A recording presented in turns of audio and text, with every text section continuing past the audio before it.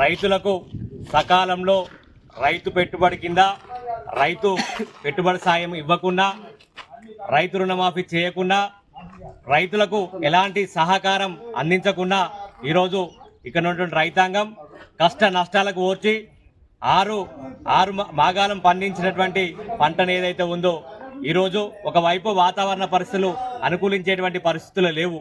అయినప్పటికీ కూడా ఈ రైతాంగం ఇచ్చినటువంటి ధాన్యం సేకరించినటువంటి ధాన్యం ఏదైతే ఉందో ఈరోజు గోడౌన్లు దించేటువంటి విషయంలో జాప్యం జరుగుతూ ఉందనేటువంటి మాట సుస్పష్టంగా ఈరోజు ఇక్కడ కనిపిస్తూ ఉంది.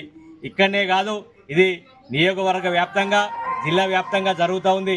ఏమన్నా అంటే హమాలీల కొరత ఉంది, లేబర్ కొరత ఉందని చెప్పేసి అంటూ ఉన్నారు.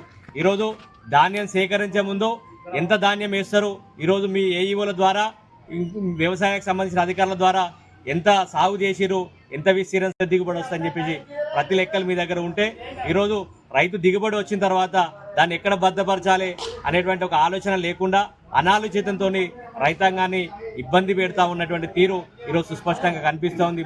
అంతేకాదు, ఏ ఊరు రైతులు ఆ ఊరి లారీలను ఇక్కడ వచ్చి దించుకుంటే అక్కడ రైతులు అక్కడ అమాలి ఇక్కడికి వస్తే అక్కడ కాంట ఎవరు కొలుస్తారు, వాటిని ఎవరు దూకుతారని చెప్పేసి కూడా ప్రశ్నిస్తా ఉన్నాం.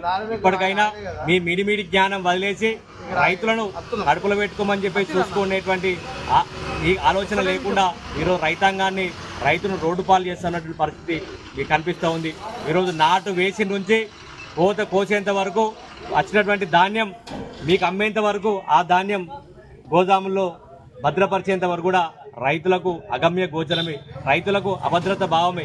రైతాంగానికి మీరు ఏం చేయకున్నా కూడా రైతులు కష్టపడి మీ సహకారం లేకున్నా, కాంగ్రెస్ ప్రభుత్వ సహకారం లేకున్నా కష్టపడి అన్ని ప్రకృతికి సంబంధించినటువంటి విలయతాండవాలను ఓర్చి ఈరోజు ధాన్యం పండిస్తే ఆ వచ్చినటువంటి ధాన్యాన్ని కూడా భద్రపరిచేటువంటి పరిస్థితులు మీరు లేకపోతే ఈరోజు మీ యొక్క తీరు రైతుల పట్ల మీకున్నటువంటి విశ్వాసం ఏ రకంగా ఉందో అర్థమవుతా ఉంది.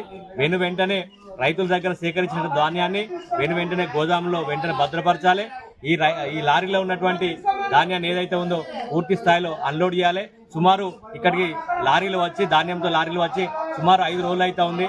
5 రోజుల నుంచి ఇక్కడనే లేబర్ లేక ఇక్కడనే పెట్టారు. వెంటనే దీన్ని అన్లోడ్ చేసి ధాన్యాన్ని సేకరించే విధంగా ముందుకు పోవాలని చెప్పేసి కూడా కోరుతున్నాం. లేని పక్షంలో మీకు ఏ రకంగా రైతాంగం పక్షాన ఏ రకంగా బుద్ధి చెప్పాలో మాకు తెలుసు. ఖచ్చితంగా రైతాంగం పక్షాన బీఆర్ఎస్ పార్టీ నిరంతరం పోరాడుతుంది. నిరంతరం రైతులను కడుపులో పెట్టుకునేటువంటి సాగుకునేటువంటి తీరు కేసీఆర్ మాకు నేర్పించారు కాబట్టి నిరంతరం రైతుల పక్షాన కొట్లాడడానికి మేము సిద్ధంగా ఉన్నామని చెప్పేసి కూడా తెలియజేస్తా ఉన్నాం.